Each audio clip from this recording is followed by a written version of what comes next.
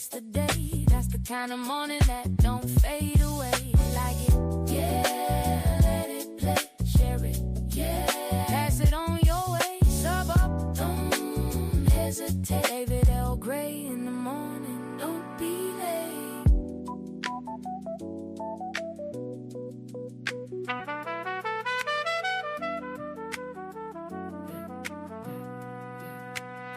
David L. Gray in the morning. Good morning. This is David L. Gray in the morning. Thanks for coming in. Thanks for being here. This is an off day, though. You know, we stream on Monday, Wednesdays, and Fridays, but today is a special day because we have a special guest.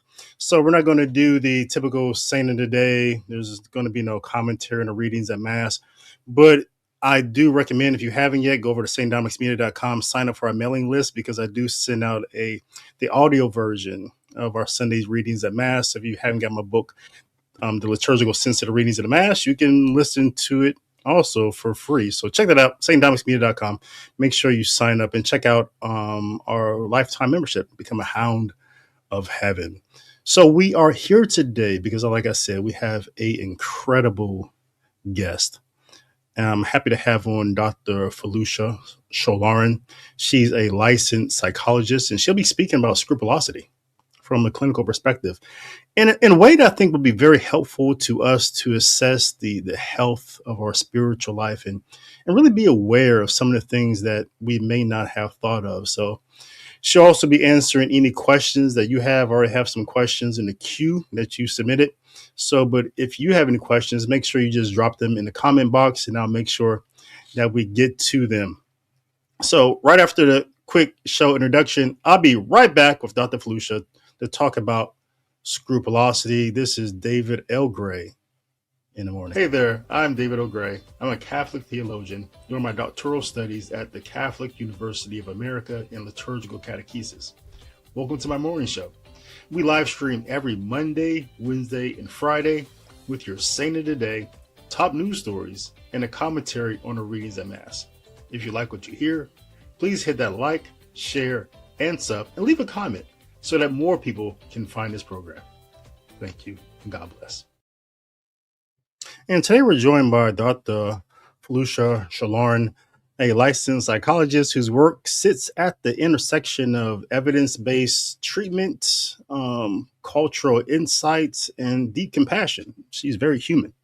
I love that about her. Dr. Foluso specializes in helping high-achieving, highly motivated individuals break free from anxiety, perfectionism, and the uncertainty that keeps them from fully engaging in life, with advanced training in exposure and response prevention, a gold standard.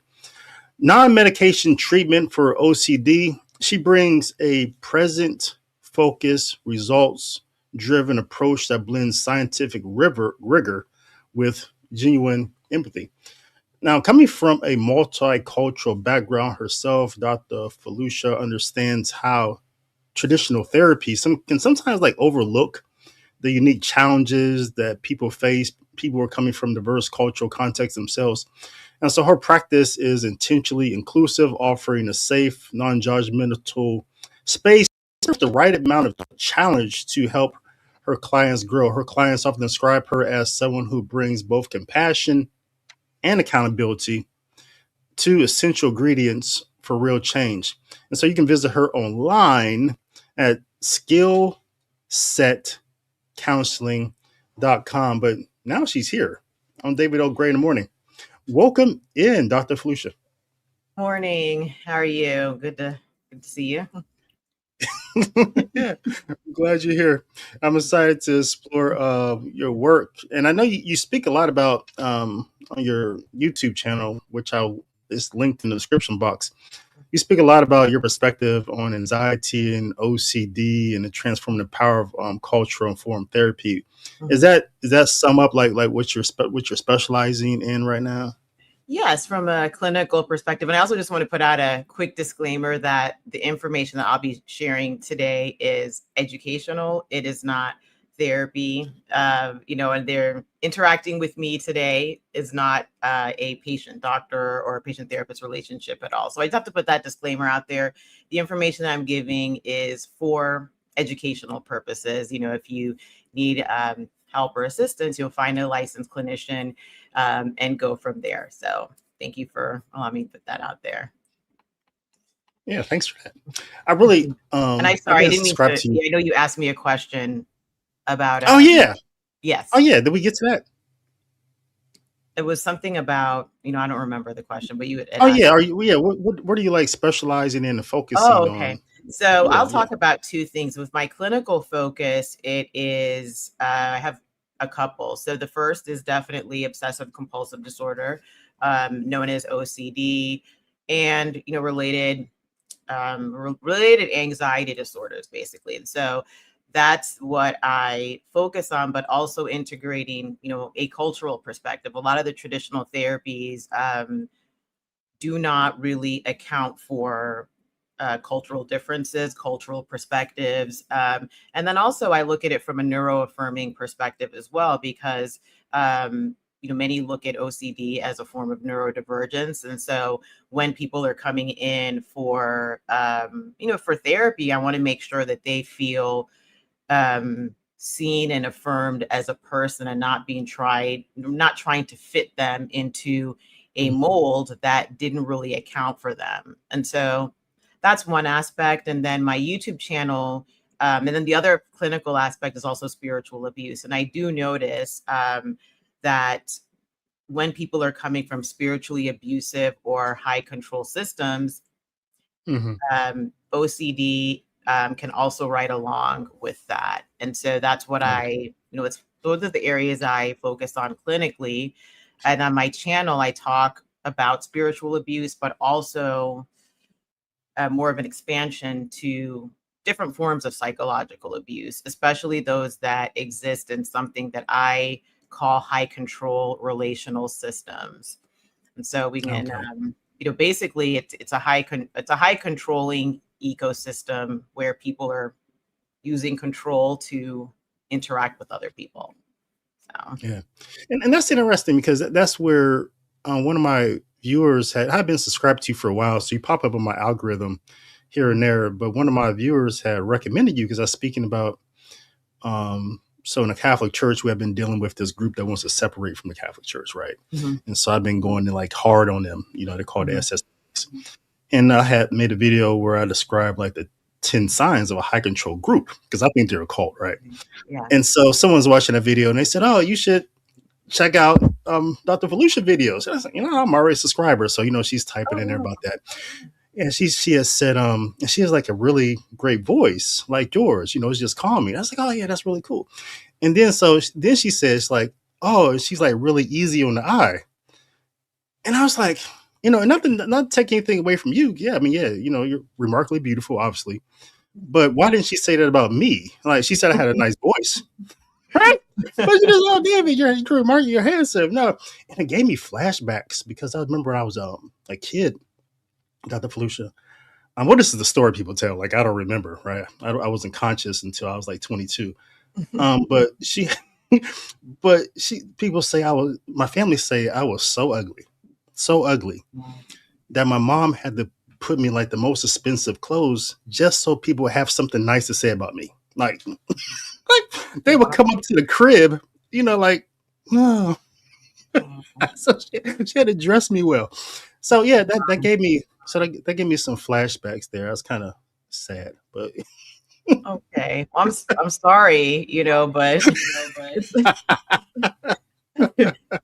no, it's good. But I really like your videos. The one I just watched was it was why you never win an argument with abusive people. I thought that was a great video. And what I like about your content, I recommend all my viewers go subscribe to you.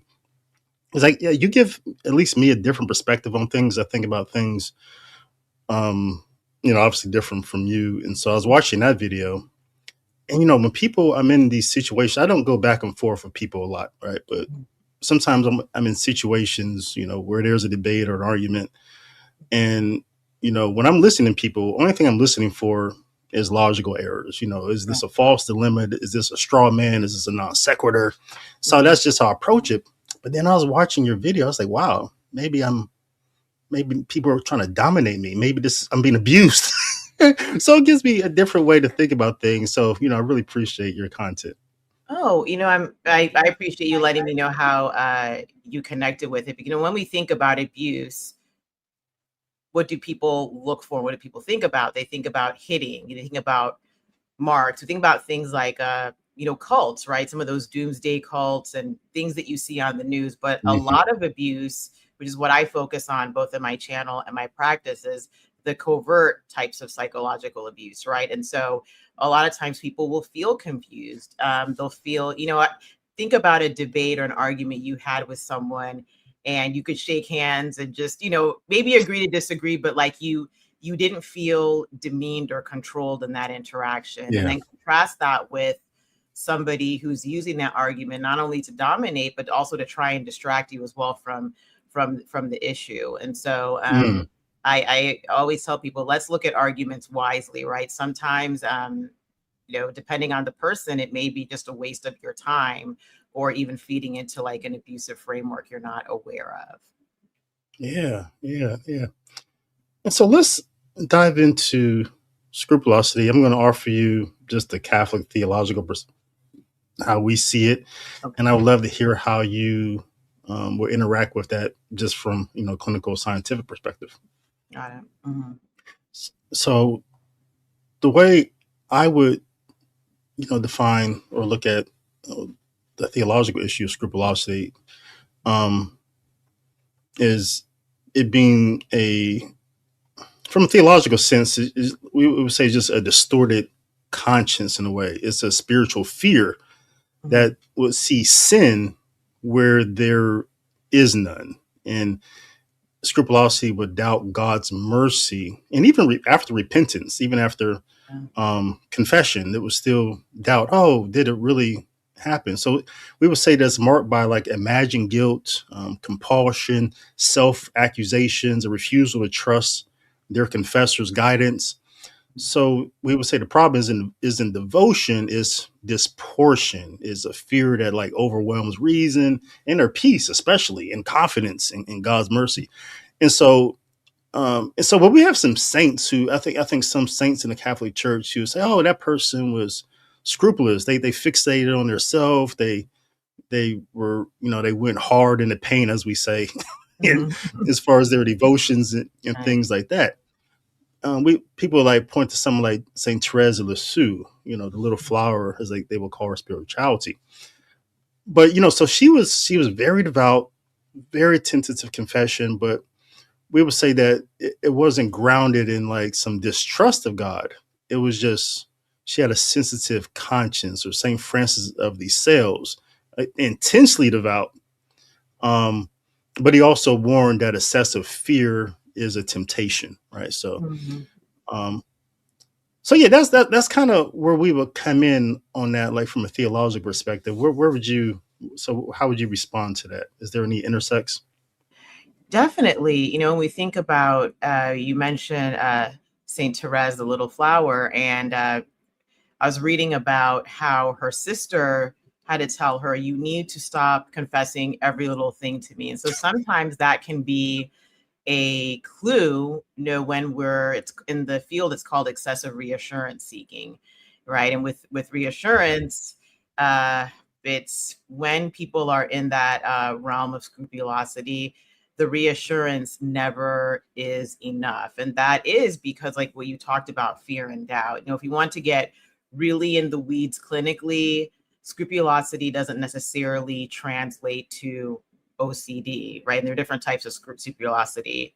Excuse me, Oh, okay. scrupulosity. What we're talking about is the religious type. There's also moral scrupulosity, so being very concerned about being a good person. And so there are people who aren't religious or spiritual who can have scrupulosity simply around morals, right? And so when we look at that and we contrast that with OCD is a clinical disorder marked by obsessions and compulsions. I, as a clinician, want to look for impairment.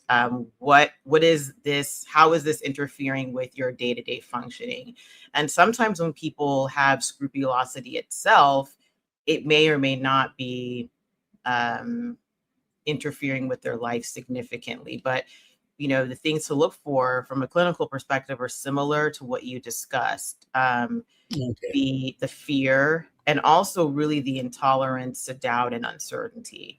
OCD used to be, still maybe, but it originally construed as the doubting disease. We all deal with doubt, but when scrupulosity comes into the picture, that doubt feels like torment because the person is always trying to get some certainty around that. So that's how, from a religious perspective, scrupulosity comes into the play. So we can look at it as a spectrum. How does that relate to your understanding of it from a spiritual or from a Catholic perspective? Yeah, that made a lot of sense. Especially, I was wondering about, because you said there's different types and different dimensions, and like, can you broaden it out to help us better understand? Yeah. So, when we think what I can do is really just talk about it more from a clinical perspective, and Okay. what we, when in the context that you're talking about religious scrupulosity, OCD, right? And so when we think about that and we think about religion is abstract. We can't measure faith, right? There's nothing that will tell us from a what's the word I'm looking for? There are no tangible signs of the abstract spiritual. And so for some people, that is very difficult to deal with because there's always going to be an element of uncertainty for some people. Do you see what I mean? Like, so for instance, when you go to confession and you're done, there's a certain element of faith that one should have, that, okay, their sins are absolved or forgiven. I hope I'm using the right terminology. I don't know too much about Catholicism, so please excuse me if I, use the wrong terminology. But ideally, the individual would go away and know, okay, my sins are forgiven, I've confessed, right? And even if there may be some lingering doubt, it kind of floats in and floats out. But an individual who's dealing with OCD, those doubts are like red flags or like flashing lights almost. It grabs a lot of the attention. So the analogy that I use when I work with clients is, think about your inbox, right? There's some important messages and then some spam works its way into it. And so if you're not dealing with OCD, you can say, okay, let me just put the spam in the spam folder. But if you have OCD, right? And again, I'm not diagnosing anybody here, but individuals typically who have OCD have a very difficult time putting that email in the spam folder. They look at it as the same significance as everything else. And so, you know what I mean? So, yeah, let me stop there. What are your thoughts on that? No, yeah, that was good. So I think that is the case. I don't know. You guys can tell me in the chat if that's been your experience in confession or coming out of it. But I know from what I hear from people in the work that I do, especially, it's not so much. It would be the sacraments, but it'd be things like the sacramentals that we would call them. So like the prayers. So there's this. So as Catholics, we're not allowed to be Freemasons, So, but that's an issue. So sometimes we have people who, okay, they've heard somebody in their family was a Freemason, and so we have some priests that say, well, you should pray this prayer. It's some sort of deliverance prayer. And so, but it's not something I advise people to do. I advise people just to turn to the sacraments, things like that. But they hear this and they do this, and but what I keep hearing from them is that they don't know if they prayed it right, and so they keep praying it over and over and over again. Maybe I pronounced something wrong, and so there's never this certainty. So, would that be like when you have these compulsions to get something right spiritually? Right. Does that flow into what you're talking about here? It does. There also, to sort of normalize what you discussed, there is going to be an element of uncertainty. When we have OCD and anxiety tend to fixate on, or tend to, like, I would say, attack or centralize what is very important to you. So individuals who are dealing with this are actually very, their faith is very important to them. And so that's why they don't want to mess it up. Anything, if we really think about it, we can't attain certainty with every single thing in our lives, right? If you go in your car, you put the keys and start the ignition, you are driving with a certain amount of certainty, right? Believing that your car's going to be fine, it's not going to blow up or anything like that. And so if you think about OCD, people often have a difficult time with that issue of uncertainty, right? And so there are things that we do all the time where we don't need to have complete certainty to proceed. Let's say I have like a can of sparkling water here, right? And I trust that it's fine. There are no contaminants in it. I don't have absolute certainty. I'm not going to go run lab tests on it or anything like that. I'm just going to drink it, right? And so we do that in a lot of areas of our lives. But when scrupulosity comes in, there's a fixation, like I have to get this right. So the example you gave about the Freemasons, an individual in that position who may be struggling with scrupulosity, OCD, would want to really make sure for certain that nothing happened, or that no one in their family is a Freemason. They may ask an older relative, well, are you sure? Well, maybe we should look at family records. And then maybe somebody had like an outside baby that we don't know about that may have been a Freemason. You see what I'm saying? So that spiral will go on and on and on. And so it's important because sometimes people can have those doubts. And look in the Bible, Thomas had doubts. Lots of people had doubts about different things. The doubting isn't really the issue. And what really is important is, how is this interfering with things? So maybe, for instance, if someone is very fixated on the prayers, maybe they're spending hours and hours doing this, causing them maybe to be late for other things or not be mentally present. That's another thing that can come up, is that not being present because your mind just has all these spiraling doubts and worries and trying to get things just right. And so, because that's important, because it touches on something you said earlier. I noticed, because you spoke about how it can become debilitating. Like, how does a person know that? Because a person may be aware, like, oh, like they tell me, like, oh, I can't stop praying this prayers, like, because I don't know if I'm getting it right. David, I'm pronouncing this right, this whole thing. But how do they know it's becoming debilitating, other than what you just said? You said something about, being late to things, zoning out.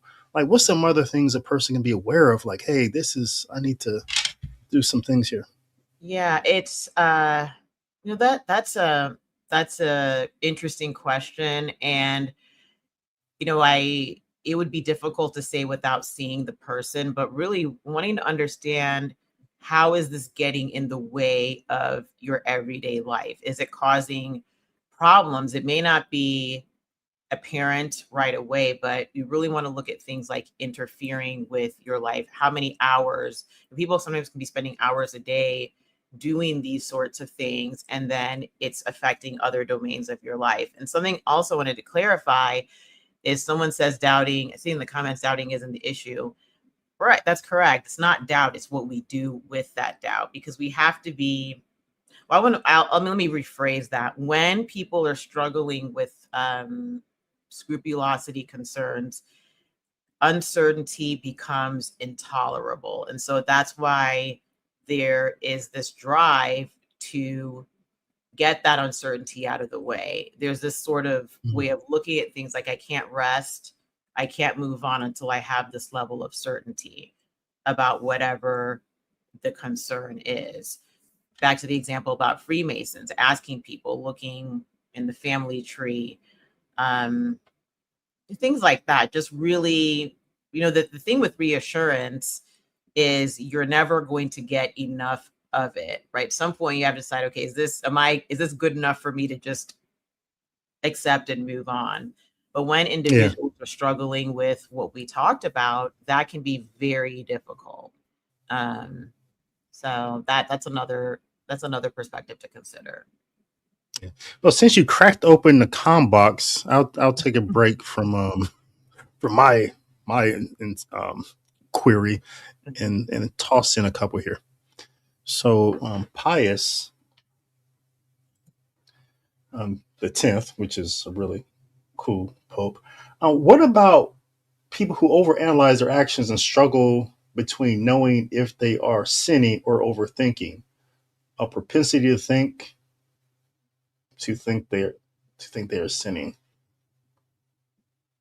Let's just go with the first. I don't understand the second one. Can you comment on just like the I first can. I part? Like, mean, again, okay. I can't make any diagnosis. I have to see the person, but overant, we really want to think about, there are going to be times when people, all of us, are going to do something like this, right? And especially when it comes to the concept of sin and the types of sin that include your thoughts, right? And so Mhm. sometimes, let me explain it from this perspective. So they did a study. I think they found that like 97% of the population has intrusive thoughts, right? Thoughts that they kind of just popped into our heads. When we think about sinning and overthinking, sometimes that pattern shows up with something that we can't tangibly see. So if someone is not sure they committed a sin that you can perhaps see, like, I don't know, maybe taking drugs or something, right? Okay, you didn't do that sin, but what about your thoughts? People wonder about if they're thinking blasphemous thoughts. Well, does that mean I'm a blasphemous person? Apparently, John Bunyan, the man who wrote Pilgrim's Progress, dealt with similar torment. He was reading the passage in the Bible about how Judas betrayed Jesus, and he kept having these intrusive thoughts about selling Christ, right? Sell Christ kept popping into his head, apparently. And he became so overwhelmed that he thought that if he were there at that time, would he have sold Christ? So if you've read Pilgrim's Progress, you know about John Bunyan, you think, why should he be concerned about that? But again, those thoughts, right? And this is something that I think religious environments can do a better job of, is separating thoughts from actions, right? Sometimes we'll hear this slippery slope argument about, if you think something, and that means you're going to do it, right? And or you Yeah. are that type of person that would do this thing because you thought about it. And there's a difference between thinking about something and doing something. When individuals are struggling, though, they equate thinking and doing. You see what I mean? And so the example of Yeah. Bunyan shows that. It's called thought action fusion, but it's getting a little in the weeds of terminology. But just because you think something doesn't mean you are going to do it or you would do it, right? So Yeah. Yeah. I know I said a Oh, that's really mouthful. Feel no. free That's to really stop me. powerful. I love speaking with you. Yeah. Yeah, we're speaking with Dr. Foluso. You can find her at skillsetcounseling.com if you're listening to the audio. Um, Make sure you just drop down into the comment box and description box, and you'll see how to reach her. And she has a wonderful YouTube channel, lots of views on her videos. One of the smartest people, I think, on the YouTube. So we're speaking about scrupulosity and some of the signs and being aware. And she's not offering any, like, she's not doing any therapy work here on individuals, just speaking in general about these subjects. And Dr. Flush, I wanted to ask you Mhm. about, so we have people in our family. So we talked a little bit here about like how can some of the things, like myself being like aware of, maybe am I overthinking some things? When do I have to? At what point do I have to find some self assurance that I've done enough? But Mhm. what about our friends and our family? Like, Mhm. of a person who has OCD or scrupulosity, will we always be aware of it? That is a really good question. And you might not be. You might see some things that may concern you. So, for instance, maybe not wanting to take communion all of a sudden, or maybe just not wanting to be in church. There's some people have concerns about, what if they yelled blasphemous thoughts, or just out in the service, right? So some of those are some concerns that people have. And so maybe it's something that they love, maybe they stop doing it, or they're asking for a lot of reassurance, right? Are you sure that I did this the right way? Let's pray this prayer together. Oh, did I get it? or just, asking a lot of questions, right? We all turn to family and friends at times for reassurance, but it can be excessive when somebody may be having these concerns. And so those may be some things to, look out for. But again, the diagnosis belongs to the right professionals. And so family and friends can just be supportive and just kind of, ask what's going on, ask how they can help. And also, yeah. Yeah. Now I'm going to back up a little bit. I'm glad you mentioned the thing about intrusive thoughts, because I noticed that, and I think it's disappointing sometimes. I think when people may think that's disappointing because they're trying to pray, they may be praying, maybe even the rosary, and it's a very repetitive prayer. Like, why should I have intrusive thoughts? I'm saying the same. I'm saying the same thing. But so yeah, that can be scary, huh? Absolutely. And if you think about it, if somebody, if you have a thought you don't want, there are a few ways that people interact with that. But a lot of times, especially coming from a religious perspective, you're going to want to not think it. And so I'll do a little example with you. So I want you to think about anything you want, but you cannot think about pink elephants. Okay. Think about anything you want. You cannot think about pink elephants. And so I want you to wait a few seconds. Okay. All right. So what was going through your mind? I was trying not to think about pink elephants. Okay. What did you see anything? Did something pop into your thoughts when you were trying not to think about pink elephants? Yeah, pink elephants. Exactly. Because I was trying to think about a rhinoceros. Maybe I should have focused on a food or something like that. But yeah. It doesn't work. Thought suppression doesn't work, right? If you say don't think about something, what are you going to do? You're going to think about it, right? And so thinking about it doesn't necessarily mean that is what you're going to do. And so, people, it's important to understand that distinction. And really the heart of dealing with a lot of these, even if you don't have a clinical disorder, is how do we sit with uncertainty and uncomfortable feelings? A lot of times when people are in these cycles, understandably, that feeling of uncertainty feels intolerable. And so over time, through treatment, people learn to be more comfortable with that. It doesn't mean they like it, but you know what? Maybe you just limit your confession to whatever the amount of confession. Again, sorry, I don't know the entire terminology or how confession works in the Catholic setting, but do what is you're supposed to do and then be done with that. You not make any additional confessions. That's how it may work for some people, different things like that. But learning to sit with that discomfort, which can be really challenging for anybody, Mm-hmm. Yeah. And I know a lot of priests, I think we were just speaking about that. We had one of our courses for the program I'm in. We had a class last night, and there was like 4 priests in there. And this issue had came up about parishioners always coming to them seeking reassurance. Yeah. And it's a sensitive issue. I know, because I think they were speaking about how the priest sometimes has trouble whether a person's coming to them for reassurance or whether they're just a person who, for whatever reason, needs to be in the life of a priest and know that approval. I think they need approval from priest. Yeah. And so they say, how can I know whether this person just needs approval, or whether they need self-assurance? What would you say to that?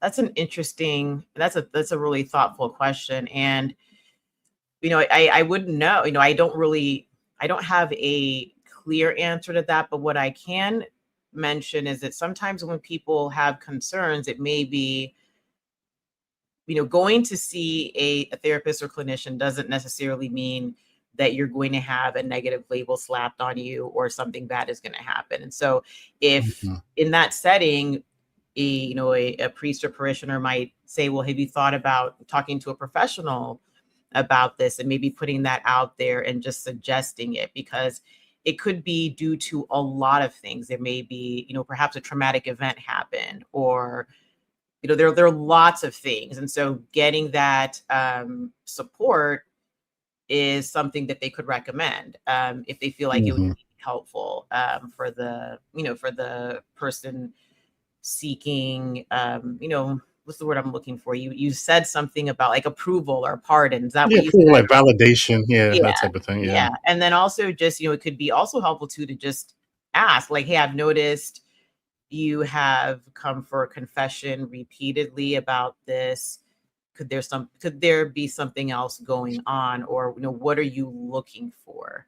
Because if someone is wanting perhaps a sign or absolute certainty, that's not possible. And that's very uncomfortable to think about for too long, right? We don't have certainty with pretty much everything, right? So, how do we deal with that? It's like, it's like staring into the sun. Don't look at it for too long, right? That's kind of how we feel when we think about these sorts of things. And so trying to figure out, well, how do we navigate that uncertainty? And is that preventing you from doing the things you love? And so that's why I always incorporate a lot of values-based work with my clients, because for people, their religion is very meaningful. And so what are the values? What are the things you want from life? And is this drive for certainty getting in the way of that? People miss out on things when they're engaged in these sorts of, say, compulsions. Lots of ruminating, things like that. That robs you from things that you probably would like to do when you want to do. And so that's where values are really important. Yeah, that makes a lot of sense. How focusing on values can help ease those things that are making you debilitating you, and you're not able to move forward. So I think that's a great way to possibly move forward. So I want to get more into that. Like, what's the lived experience? To help people, maybe self-identify in themselves or some others. Like, what is a lived experience? Like, what does life feel like having this type of OCD or scrupulosity? Is it isolating, exhausting? Is there shame? Talk to us about that. Yeah, there is, first of all, I don't recommend self-diagnosing. I always tell people, make sure you find a good clinician that you trust, that's licensed, that has experience in the field. Because when people typically think about OCD, what do they think about? Think about things like hand washing, right? Or visible things, when, there are a lot of what we as clinicians are encountering are more on the mental side, right? And things like perhaps reciting prayers like we talked about, but maybe doing it mentally, things like that. And so the lived experience will vary from person to person, but you'll see things often like just feeling disconnected from what you want to do and feeling almost bound by these compulsions. Well, I have to do this today, feeling shame after. There's a lot of shame that can be involved for some people. Also, the idea of being overly responsible, right? We have responsibilities, but when we think about that example you gave about Freemasons, all that research, where is that coming from? There may be a belief about being excessively responsible, having to ensure the safety and well-being of others to an extent that is just over responsible, right? We all have things that we can help each other with, and then we all have things that we're responsible for. So it's going to look different from person to person, but a lot of things can ride along with that, being disconnected, feeling shame, fatigue, just thinking about things all day. And then also just somebody explained this really well, that when ideally our religion, whatever anyone's religion is, you want to have communion, you want to have relationship with others and with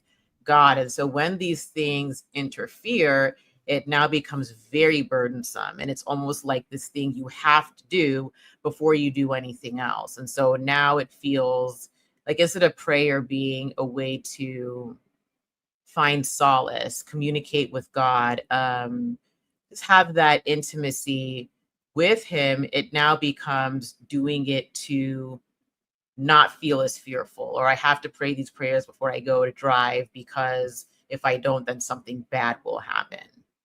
Mm. And so it's almost like, imagine having a relationship with someone and the only reason they're talking to you is so that something bad won't happen instead of communality, right? And so I'm not at all downplaying liturgy or ritual. Everyone's going to have their own way of doing things. But what I am saying is that interfering? And if it is, then there's some things to think about. Yeah. Yeah. Wow. Now that was interesting that you said that the point about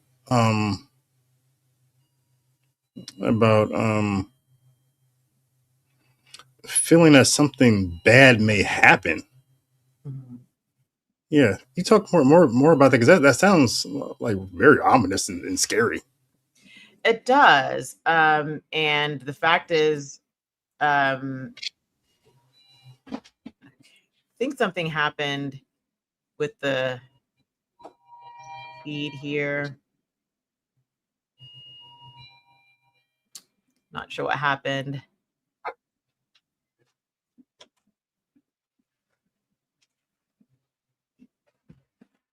Oh, you're still there.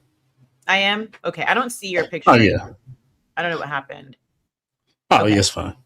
Okay, great. Somebody's ringing my doorbell. Sorry about that. Okay. That's what happened. So, the thing about something bad can happen is absolutely something that we probably don't want to think about sometimes, or maybe you can think about too much. And there are, depending on, I don't know, again, too much about Catholicism, but I can imagine that there probably are some prayers people pray for, like protection.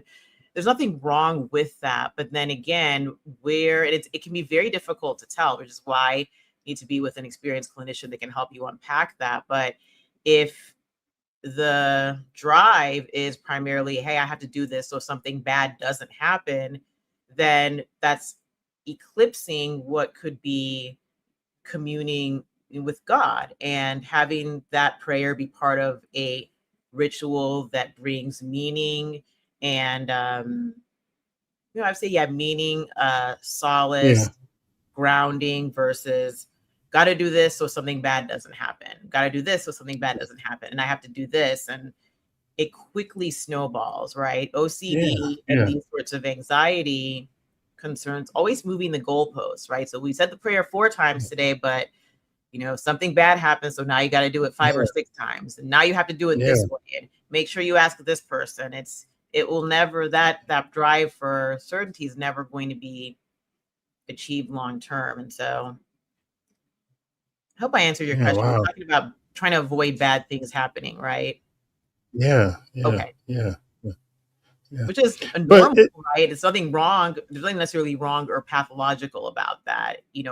This is why there's a lot of nuance and good training that is involved in having a diagnosis. Like I said, again, not diagnosing anybody, and this isn't meant to be self-diagnosis, but it is important, right? And sometimes people get very hung up with diagnoses, and I can understand that.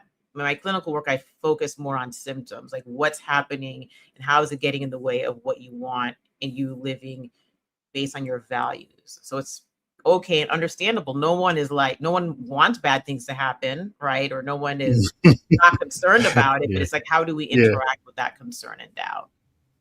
Yeah.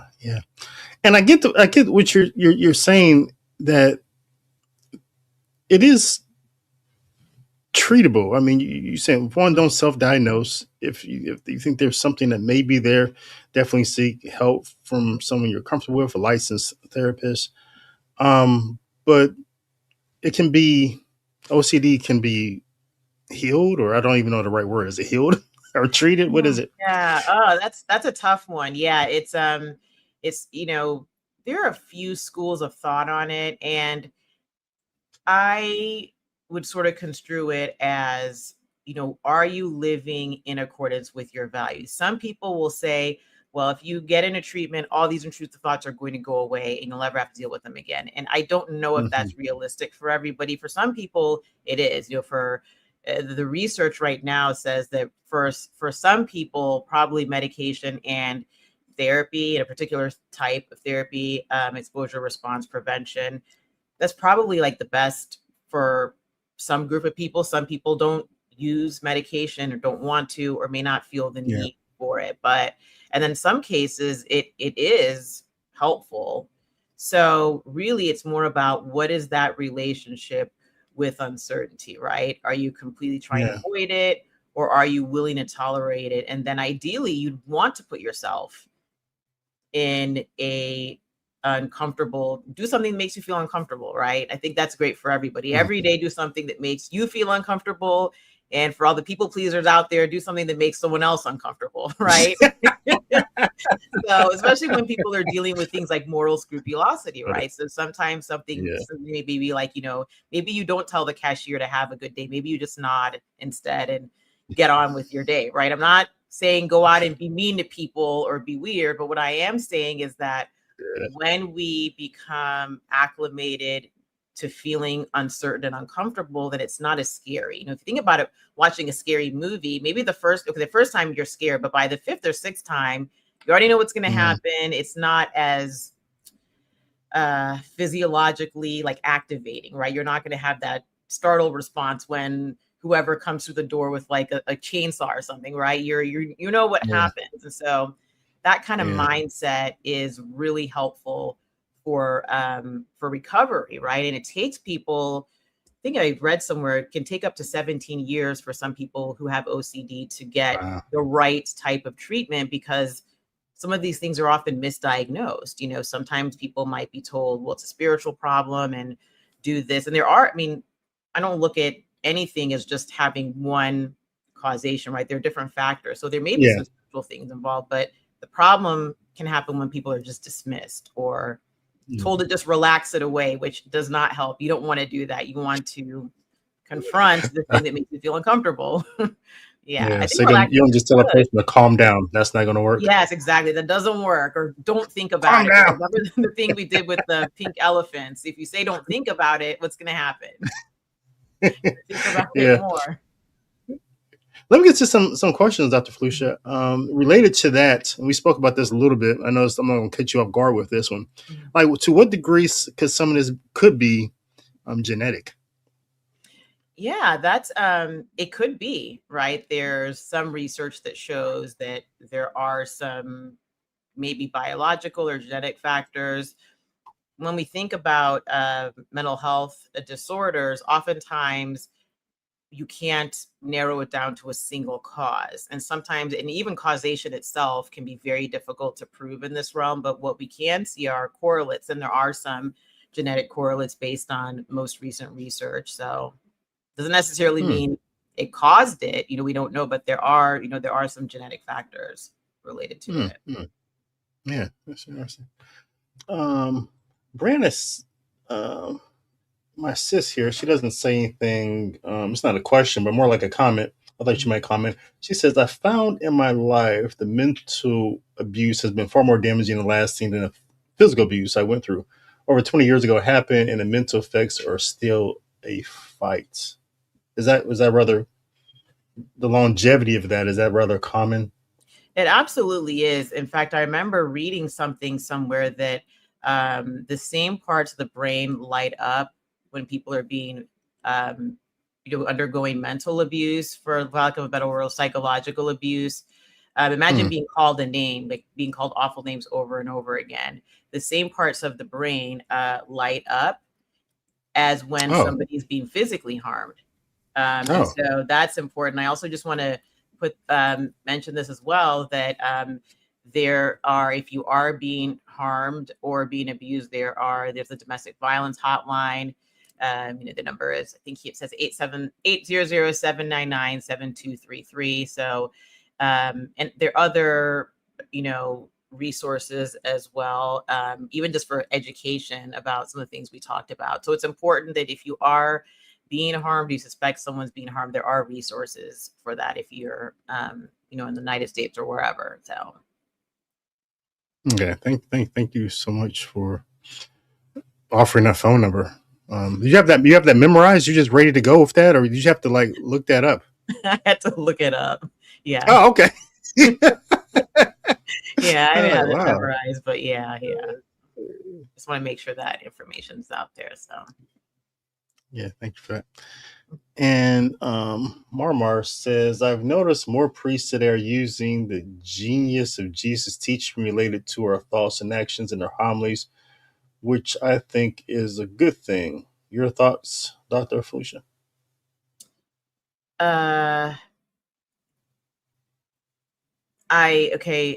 Genius related to our thoughts and actions.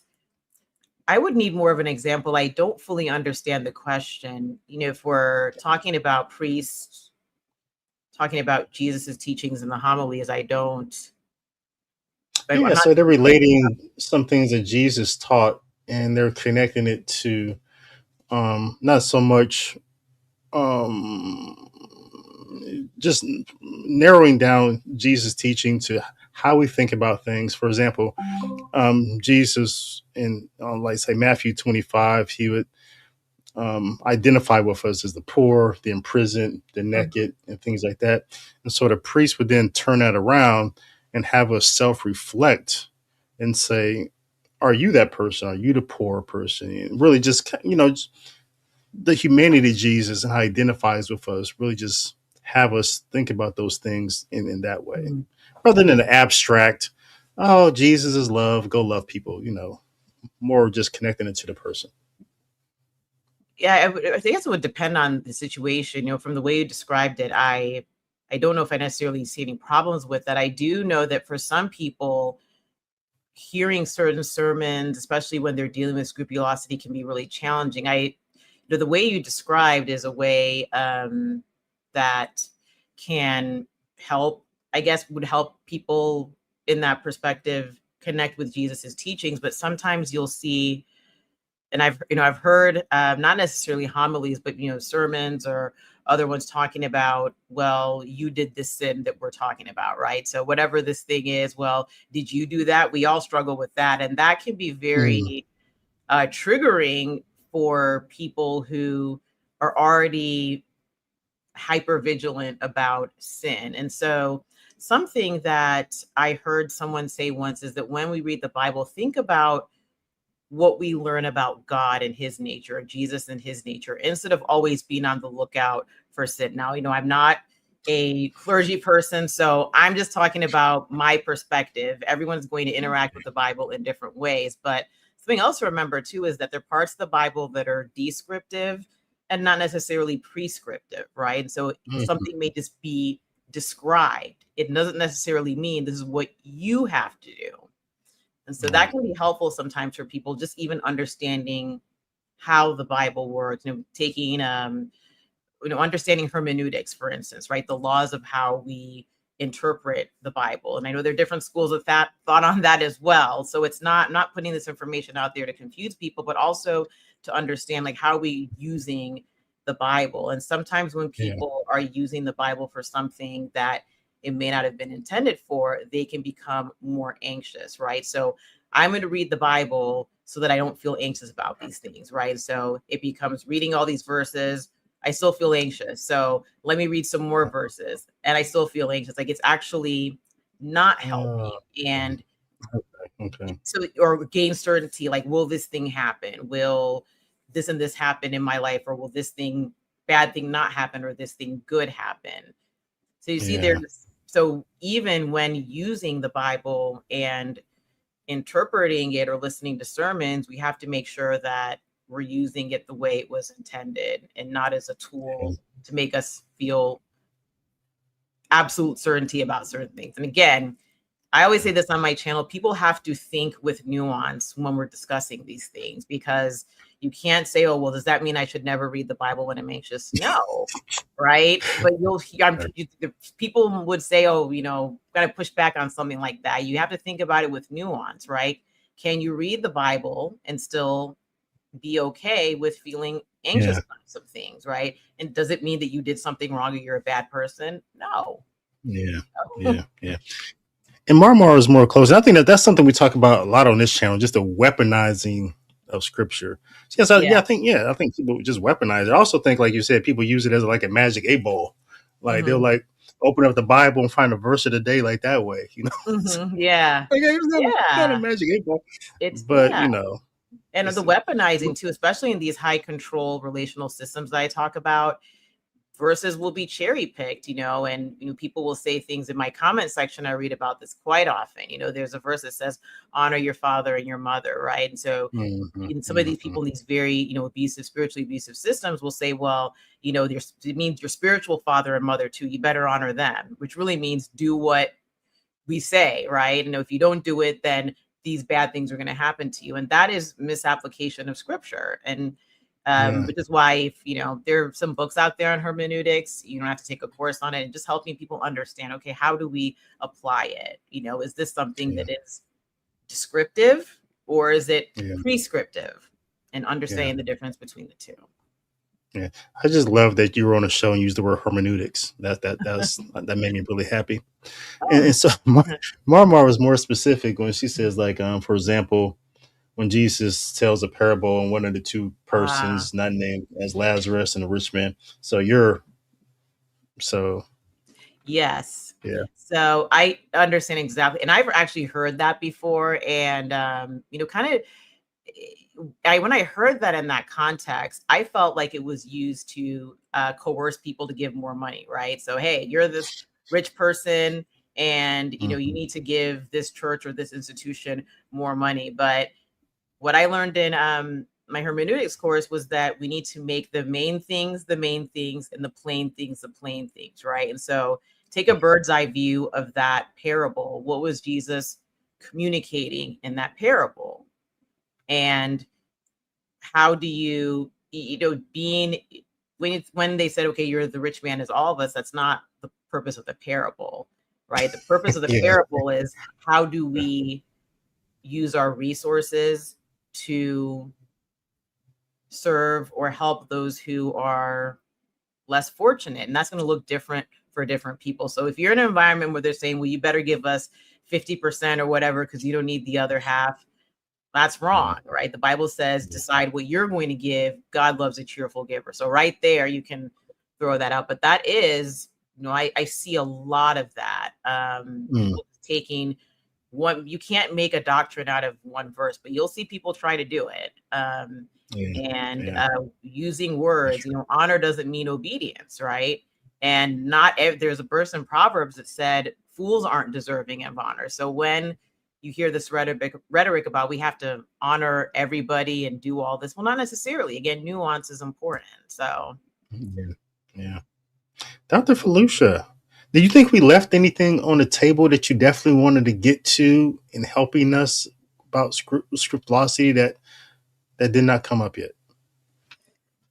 I don't know. I probably want to ask you that, since you know your audience very well. Is there anything that you would like for me to touch on more or cover that we didn't talk about? Yeah, I thought from my perspective, I thought we fleshed it out. And you guys got any questions, make sure you ask them in the next second or so. But yeah, I thought I thought it was like a wonderful discussion because you framed it. You talked about how it connects to the theological understanding of it, and also some signs, some things to be aware about, the dangers of it.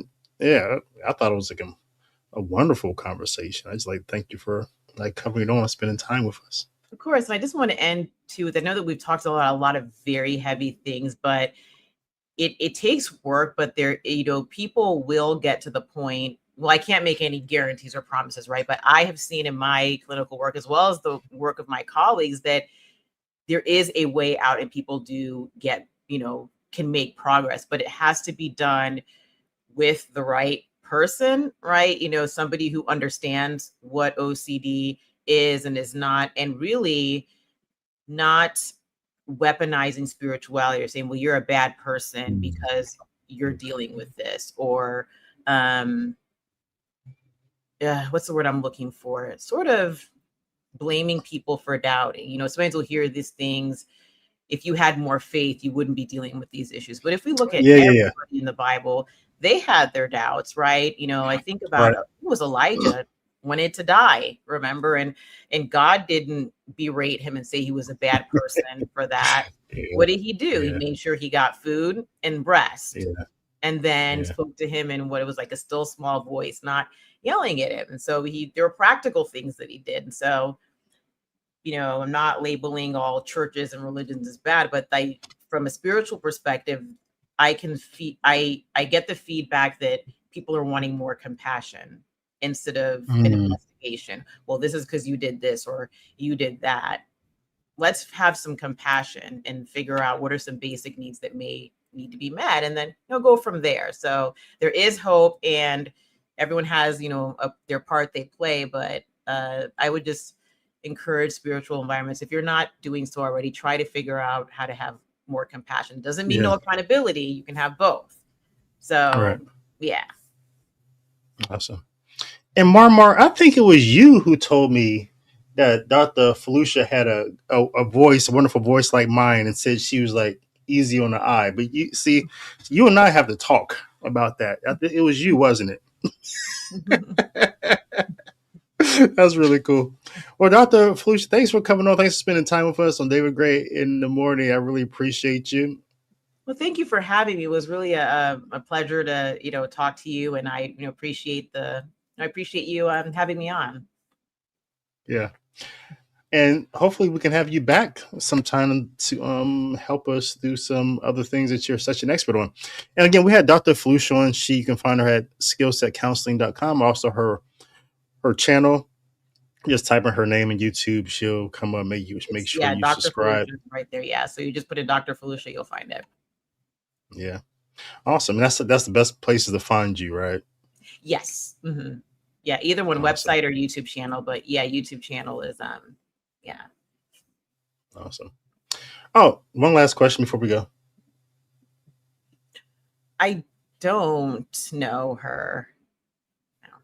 No. Okay. Yeah. All right. Thank you. See you guys tomorrow. We'll be speaking about, it'll be the Q&A show. So we'll be hopping back into Father Rippinger, something he said about the SSPX, and all the questions and comments you guys said this week. I'll be getting into them. But until then, until next time, blessings and peace to you and to yours.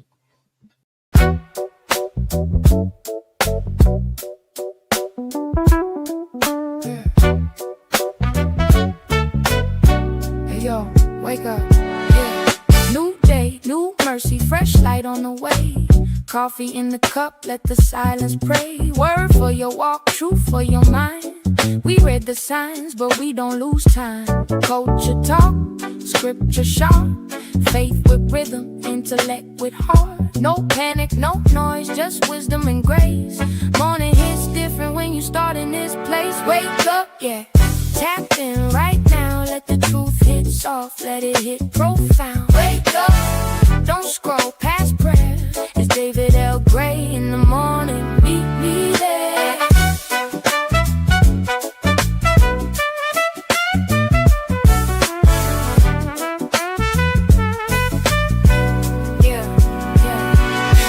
Think clear, breathe deep, set your pace. Faith ain't heavy when it's put in place. Start with God, then face the day. That's the kind of morning that don't fade away. Like it, yeah, let it play, share it, yeah.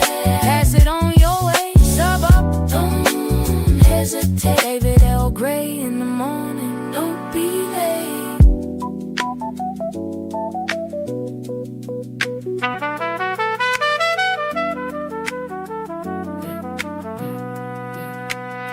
David L. Gray in the morning. Faith and truth every day.